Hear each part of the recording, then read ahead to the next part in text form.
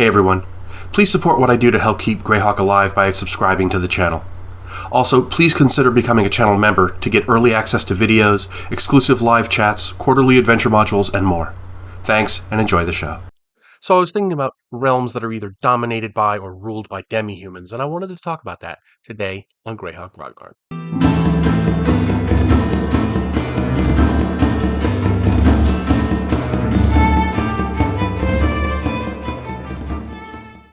So first, a couple of points of definition. By demi-humans, I mean elves, dwarves, half-elves, halflings, and gnomes. Those are generally considered to be the demi-human races, along with their subtypes. Sort of like Sylvan elves and so forth. So that's the groundwork here. I'm not talking about humanoids, which are very different. Those are like goblins and orcs and half-orcs and stuff like that. So those are right out. But in the Flanaess, we see a number of states that are traditionally held to be demi-human type states. These are Highfolk, both the town and the area around it, the three Ulek states, Celene, and to some extent or other, the Spindrift Isles / Lendore Isles. So I'm just going to go through these as they're presented in the original gold box with some commentary as how they're carried forward in some cases. And there's a few interesting things that crop up during this exercise. So first off, we have Highfolk. Here you'll see it on the map. It is it's got the red circle around it. Highfolk consists of two different regions. There's the town of Highfolk, and there's the broader region around it, the valley of the Velverdiva, which encompasses part of the Vesve Forest and so forth. The town is ruled by a 12th level druid. Um, Lofton Gray stand. There are 2,500 humans in the town, and there are about 6,000 demi-humans. So this is an instance where we have a human-led town because he's a 12th level druid. He's a human. He's not a demi-human. In 1983, anyway, and which is when this was published. And but the number of humans is outnumbered by the demi-humans around there, which makes sense given what we're talking about here. Um, it is the when we get into the larger valley where there isn't any single government. We have 20,000 woodsmen, so obviously they're going to be in the Vesve Forest mostly. There's a total of, let's see, 22,000 elves, there's 4,000 gnomes, and there's about 2,000 halflings. So the humans here are very out.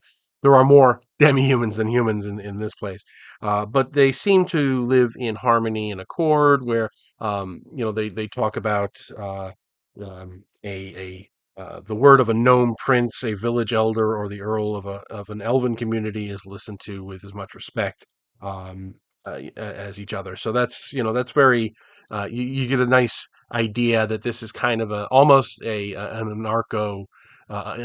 They live in almost anarchy, but there's a feudal overlay to it, but there's no one big central government. So it's an interesting mix of things here, and it's also interesting to note that this is kind of tucked away between major powers, right? So you've got Ayus to the northeast, you've got Furiondi to the east, Valuna to the south, and Perrinland to the north.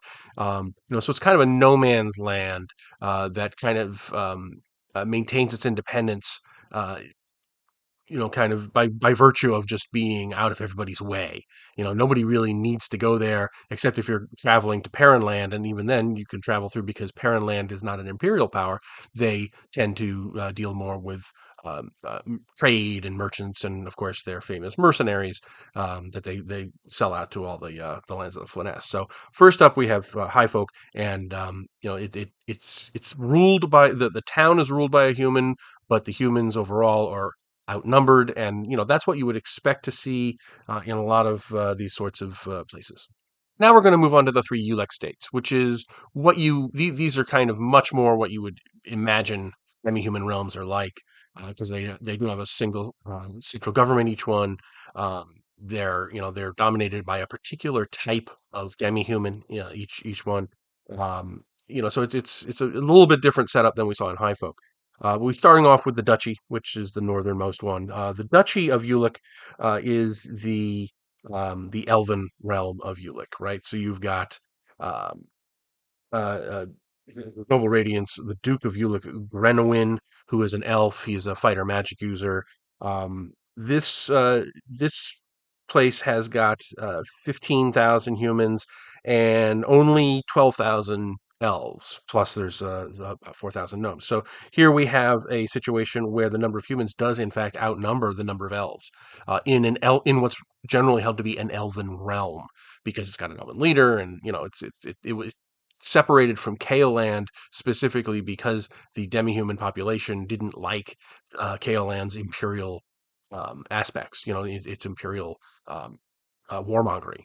So here it's an interesting case because you do have, they are a minority, and yet they're the rulers, which I always found interesting. Um, and you see in the book we have there's a standing force of 1,000 men and elves serving the Duke.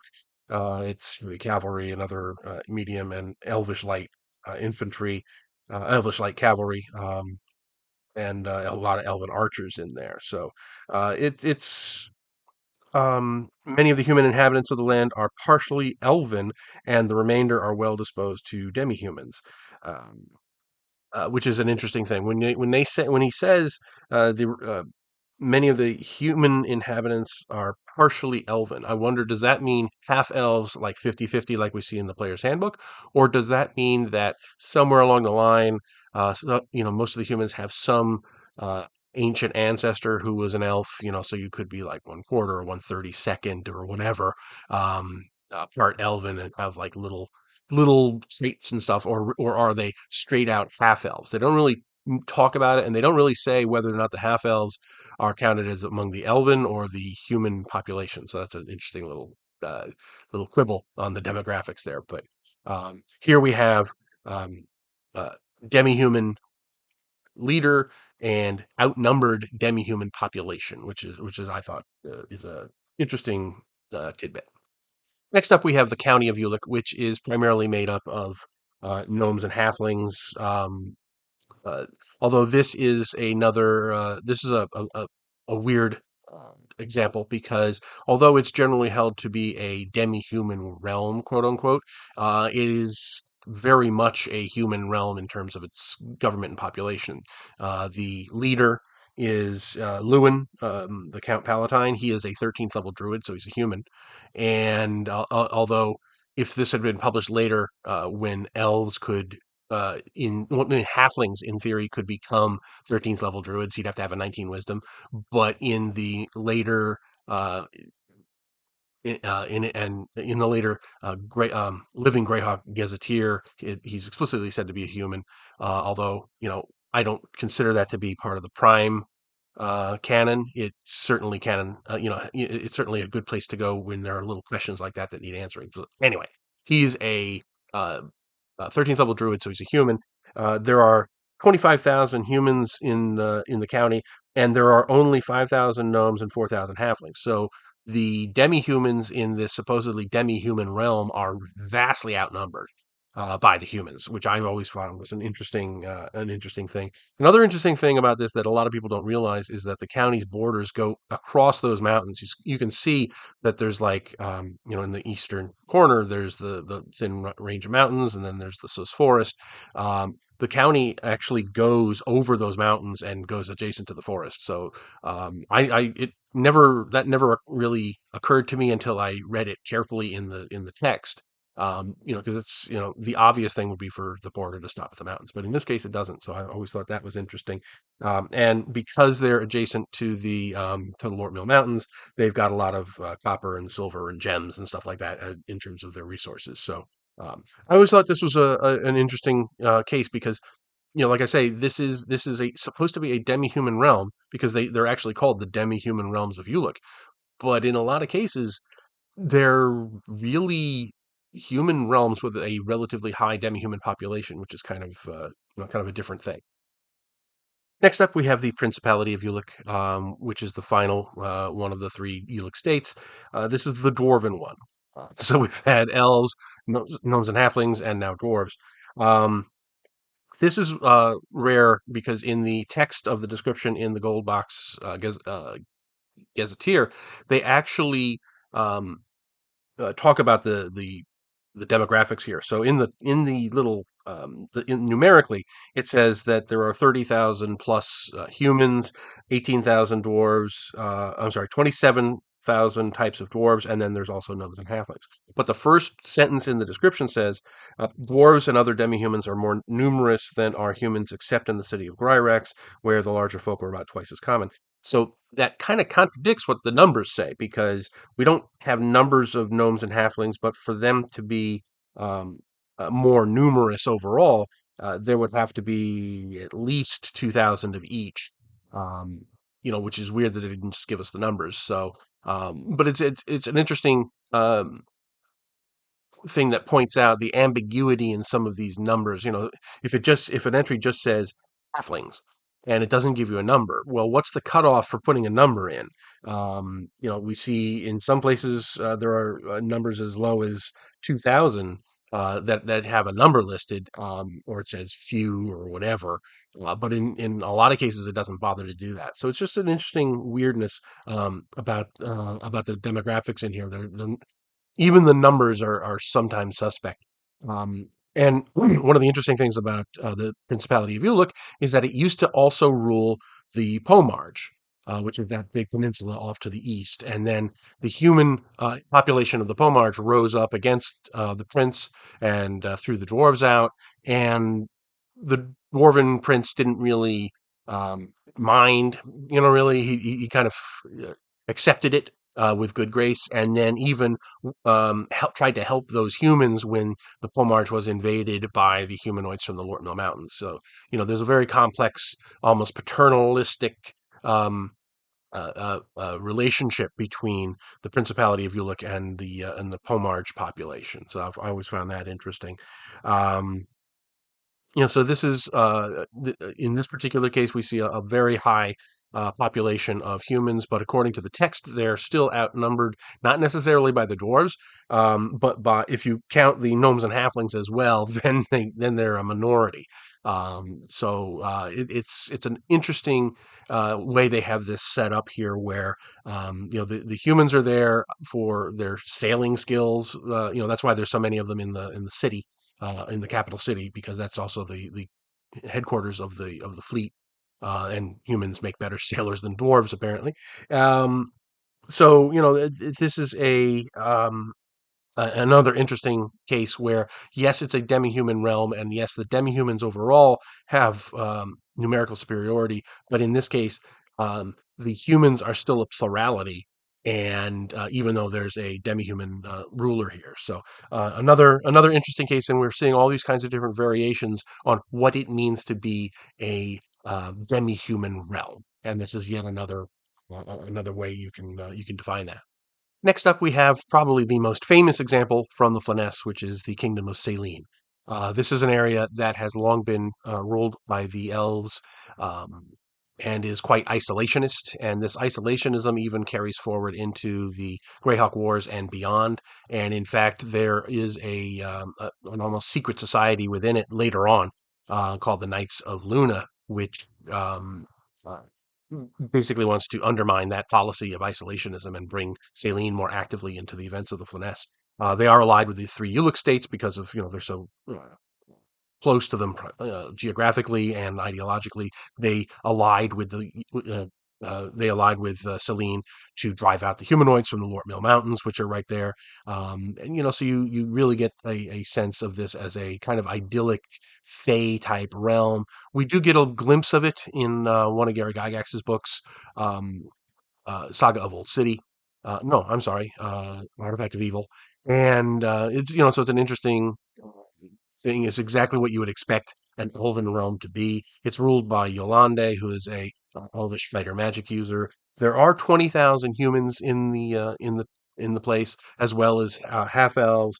There are 17,500 elves of various types. So again, the elves, although they dominate politically and socially, they are still not a they're still numerically inferior to the humans. There's more humans than there are elves. But when you count in the 13,000 plus gnomes, and there's also halflings. Again, we don't know how many halflings. It just says halflings.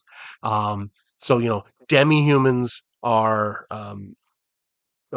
very populous, but um, we don't see that specifically in terms of the elvish population. So, um, and in fact, later on, we see that, like I say, there are a lot of forces that want to draw Celene into the larger Flanaess in terms of its participation in events, and it should be fighting on the side of good and so forth.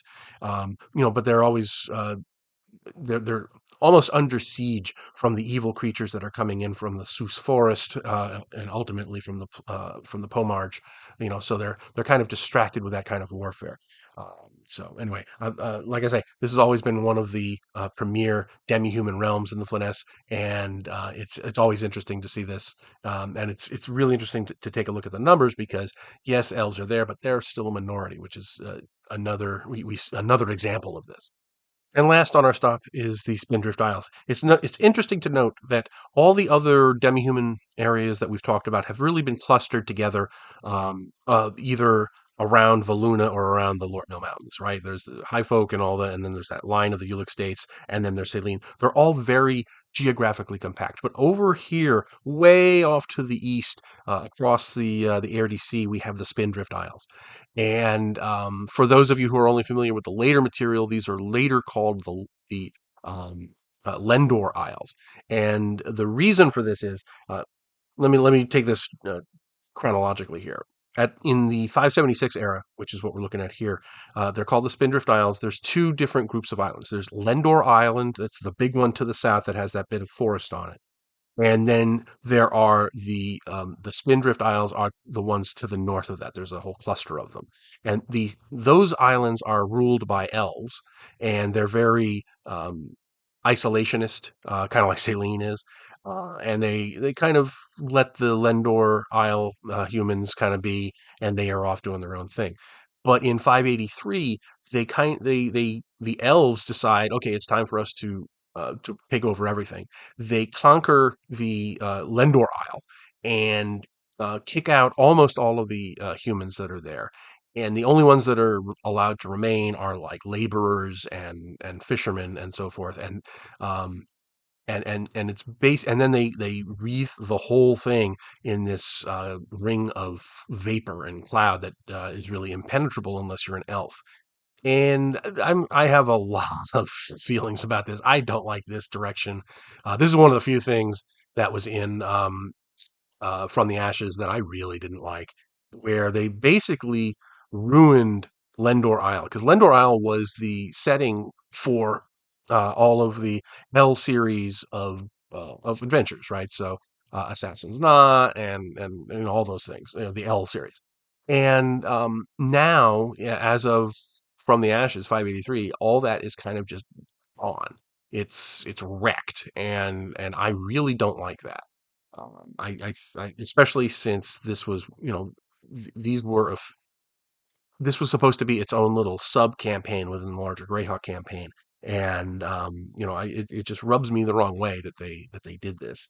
Um, and another thing they talk about, when elves go to die, they come here to be sent on to the elven afterlife realm or whatever. Like, it's way too Tolkien.